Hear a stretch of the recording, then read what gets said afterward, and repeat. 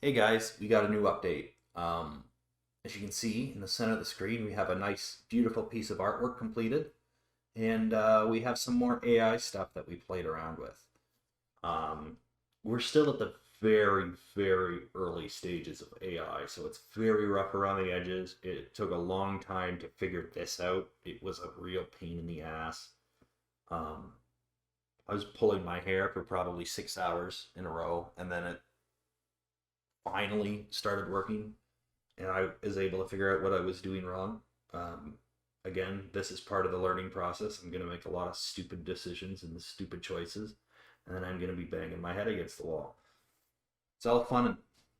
So, as you can see here, we got this nice little shot here. I set this up kind of nicely because I like how the thatch looks in contrast with the tower and the sunlight. You got that J.J. Abrams lens flare action going on. It all looks really nice. So let's go take a closer look, shall we? This here is the tower. There's Steenir, the main character. You can see he's quite small compared to this tower. It is a big tower. Got some beautiful roof tiling with some stubborn ones sticking out a little bit more than the other ones. And we have the inside modeled. You got some nice whitewash, some thick timber as support, and some cross beams to kind of keep the floor stable, as well as beams going halfway through. This is a thick board, so you got beams going across, shooting across the walls, and then you got these boards kind of nailed over top to keep it all in place. And then similar system here, you got your nice support beams, and then you just got the cross beams across the boarding on the wall there. Okay, we can go up into the next floor. You got a window. Same setup here. Is this perfect architecture? Probably not. I am not an architect, but I think it'll work for a video game. Again, nice whitewash, keep the heat in. And then we got this jutting out wall, and this is the arc for the next floor. So this is just an extra stability thing, and then this is just a means to get up to that level. So there's not going to be a whole lot going on this floor.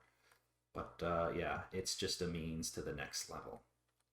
And this level is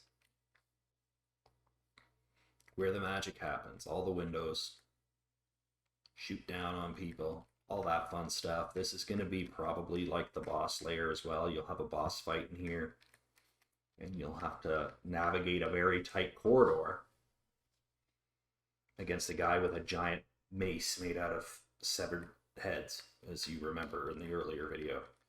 So yeah, that is the tower. Now let's show you the AI.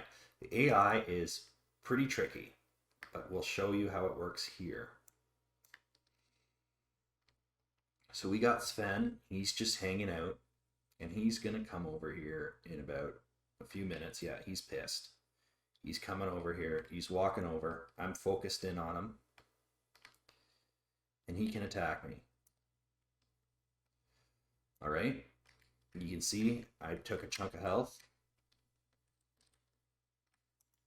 and now I dodged his attack, and now I'm gonna fuck him up from behind, because fuck Sven. Piece of shit. So yeah, he's gonna despawn. I'm gonna kill myself. And I'll join his body. And we'll respawn together. And we will fight again. And I'm gonna let him kill me this time. So he's gonna attack me. And as he attacks, my health gets lower. And as you can see here, I got a yellow rune now, which means my stamina pool is reduced. Again, now I'm at red. I'm considered mortally wounded, and I need to get my shit together.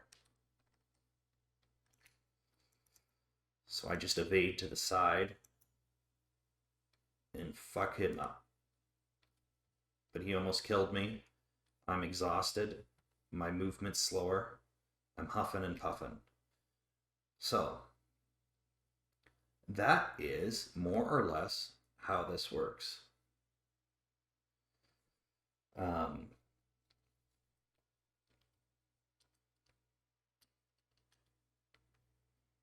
Sven is functional. Um, my health works like it's supposed to. We can play around with different things in different states in order to make things work better or worse. Um, so yeah, this is pretty much how this works. We're going to be having different rules and conditions come through here, and we're learning the behavioral tree. A couple things that I had to learn while doing the AI I can show you here. We had a weapon class, and we made the weapon just a generic weapon. But the problem is how these weapons are set up. If you look at the damage state that the weapon references, um,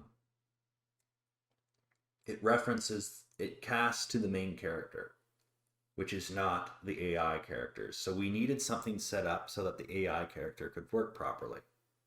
So we had to do basically a parallel system. So we have one for character, for the main character, and one for the AI.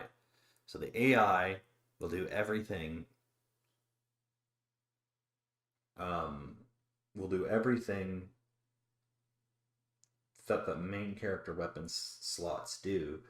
It's plugged into the AI, and it references the master AI class. The master AI class is right here. So this is the master AI class. It has nothing plugged in.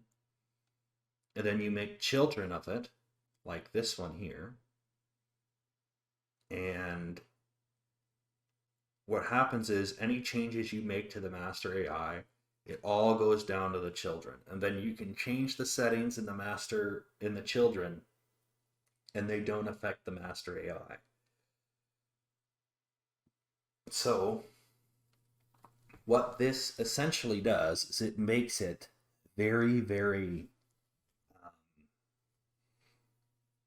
convenient to make multiple enemies that use the same basic stats, and then you can add and change features of this master AI in the children without having to worry about changing or damaging anything that was already made with the other children. So we have the master done, and then we have this soldier. So everything gets referenced to the master. So every weapon we use with the AI will cast to the master AI and reference it. So that should all be working properly.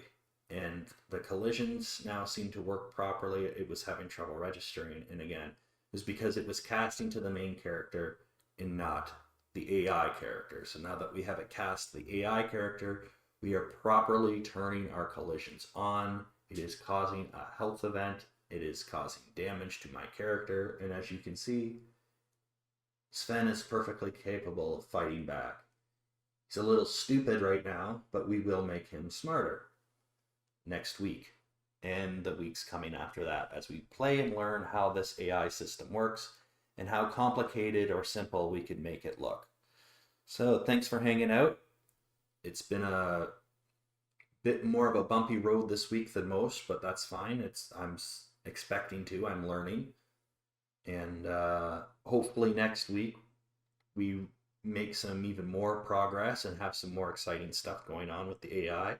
I want to do animations with tasks so that he can be walking to a certain point and then maybe he does something like he idles or he like waits around in that area if he's patrolling.